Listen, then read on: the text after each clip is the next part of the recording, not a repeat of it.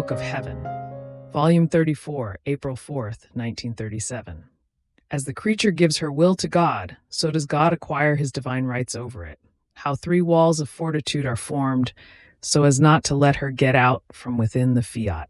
I am under the eternal waves of the divine volition, and if a thought escapes me, these waves become stronger and suffocate my thought and my fears, in such a way that I am immediately pacified, and I run together with the divine Fiat. So my thought often torments me, that I might be getting out from within it. My God, what pain! I feel myself dying at the mere thought of it. It seems to me that I would no longer be the sister of the created things.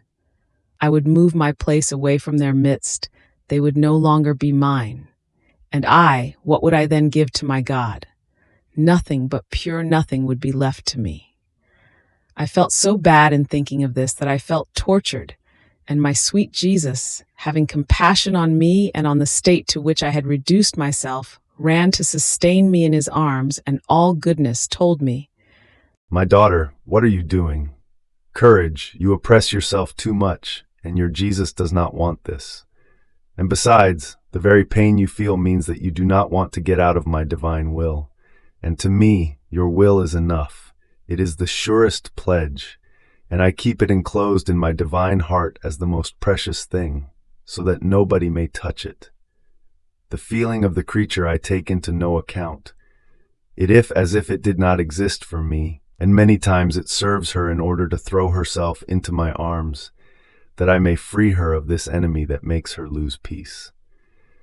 Now, you must know that when the soul has given me her will with firm decision and with sure knowledge of what she has done, without ever wanting to know it again, she has already taken her place in mine, and I, by right, am the owner of her will, and she is the owner of mine.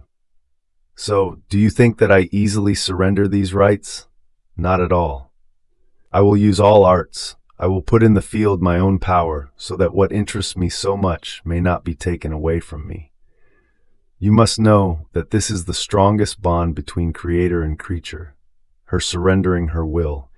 In this way she becomes inseparable from us, as to no longer be able to detach herself. We feel her life as our own, because one is the will that animates us.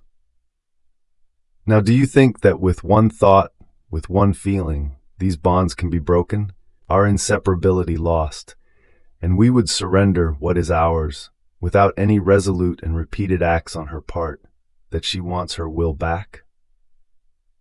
My daughter, you deceive yourself.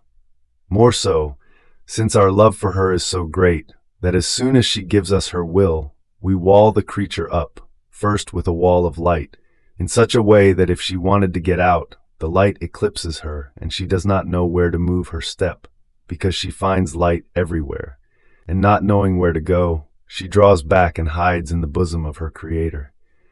The second wall is everything that my humanity did while on earth. My tears, my works, steps and words, my pains, my wounds, my blood, form a wall around this happy creature to prevent her exit. In fact, my humanity contains the secret, the strength, the life in order to give life to one who lives in the divine volition. And do you think that after having obtained the intent of conquering this will by dint of pains, I would let what costs me blood, life and death escape from me?